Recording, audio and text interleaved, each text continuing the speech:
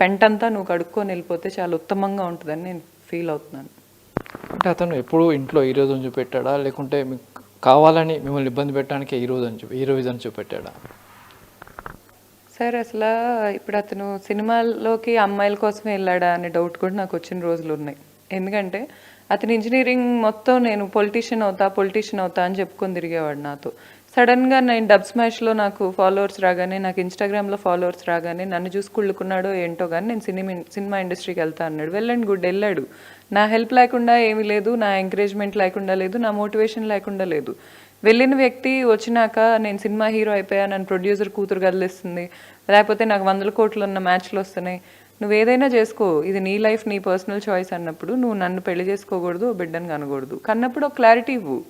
Clarity ఇవ్వలేనప్పుడు నీ clarity లేని ఈ ఊహాలోకాల్లో ఫుడ్ ఉందని ఊహించుకొని తినటం, లేకపోతే బెడ్ ఉందని ఊహించుకొని పడుకోవటం, ఈ ఊహాలోకాల్లో మేము పడుకోవటానికి మేము అసభ్యకరమైనవి తీసుకోలేం, తినలేం. కాబట్టి నువ్వు కూడా రియాలిటీకి వచ్చి మాలాగా బిహేవ్ చేస్తే మంచిది అని నా ఉద్దేశం. ఫర్దర్గా మీరు ఏం కోరుకుంటున్నారు? అంటే వాళ్ళ ఫ్యామిలీ నుంచి మీకు థ్రెట్ ఉందా, లేకుంటే ఆ ఫ్యామిలీ నుంచి మీరు కంప్లీట్ దూరం కావాలనుకో ఏం డిమాండ్ చేస్తున్నారు?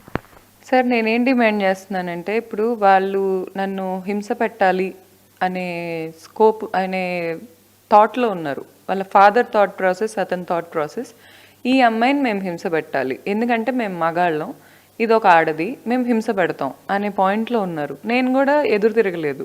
నేనేం ఎక్స్పెక్ట్ చేస్తున్నానంటే సార్, ఇప్పటి నుంచి వాళ్ళు ముందు ఈ హింస పెట్టే తత్వం నుంచి కాస్త మామూలు మనిషి తత్వానికి వచ్చి మాట్లాడాలి, లేకపోతే వాళ్ళ పని వాళ్ళు చేసుకోవాలి, లేదా పోలీసుల త్రూ వెళ్తున్నాము, లీగల్ సిస్టమ్ త్రూ వెళ్తున్నాం కాబట్టి దాని నుంచి డీల్ చేసుకోవాలి అని నేను చూస్తున్నాను. అంతేగాని వీళ్ళ ఫాదరు ఇతను నా గురించి అడ్డమైనవి మాట్లాడతాం, లేకపోతే ఎక్కిస్తాం అంటే నేను ఎక్కడైనా కూర్చొని ధర్నా చేయడానికి కూడా రెడీగా ఉన్నా సార్. ఎందుకంటే నా వల్ల కాదు. ఒక పద్ధతిగా నేను మంచి కుటుంబం నుంచి వచ్చాను, వాల్యూస్ గల కుటుంబం నుంచి. నేను చాలా చక్కగా పెరిగాను, చాలా చక్కగా చదువుకున్నాను, ఏ రోజు కూడా నా డిగ్రీలు వేస్ట్ చేసుకోలేదు, ఏ రోజు కూడా సంపాదించకుండా లేను. ఒక పద్ధతి గల ఆడది ఎలా ఉండాలి అనే దానికి ఒక ఎగ్జాంపుల్గా ఉన్నాను నేను. నాలాంటి దాన్ని వీళ్ళు హింస పెడుతున్నారు అంటే నేను ఎదుర్కోవటానికి సిద్ధంగా ఉన్నాను. నేను ఎక్కడికైనా వెళ్ళటానికి రెడీగా ఉన్నాను. అతని వెనక ఎవరైనా ఉండనివ్వండి, పెద్ద పెద్ద ఫ్యామిలీస్ నేమ్స్ చెప్తున్నాడు నాకు. నా వెనక సూపర్ స్టార్ ఫ్యామిలీస్ ఉన్నాయి. సూపర్ స్టార్ అంటే మహేష్ బాబు గారు అని కాదు నా ఉద్దేశం, పెద్ద పెద్ద అలాంటి అంత పెద్ద స్టార్స్ ఉన్నారు నా వెనక అని చెప్తున్నాడు. ఉంటే వెళ్ళండి గుడ్, ఉండనివ్వండి. అంత పెద్ద స్టార్స్ ఇంత తెలివి లేకుండా అయితే అవ్వరు. ఎంత న్యాయం ఉంది, ఎంత ధర్మం ఉంది అనే రీసెర్చ్ అందరూ చేసుకుంటారు. సో ఎవరున్నా కూడా సెలబ్రిటీస్ వైఫ్స్ ఉన్నారు అంటున్నాడు, ఎవరున్నా కూడా నాకు ఫరక్ పడదండి. ఎందుకంటే న్యాయం ధర్మం నా వైపు ఉంది. సో నేను ఎవిడెన్సెస్తో రెడీగా ఉన్నాను. నేను ఎవరైనా కూర్చోబెట్టి మాట్లాడటానికి నేను సిద్ధంగా ఉన్నాను. కానీ నాకైతే న్యాయం కావాలి.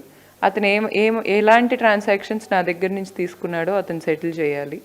అండ్ మోర్ ఓవర్ అతను వచ్చి కూడా ఇంకా అతని పని అతను చూసుకుంటాను అనే క్లారిటీ నాకు ఇవ్వాలి. నా దగ్గరకు వచ్చి అతను చేస్తున్న డ్యామేజ్ ఇంకా ఆగిపోవాలి. మోర్ ఓవర్ నేను అటాక్లో లేను, డిఫెన్స్లో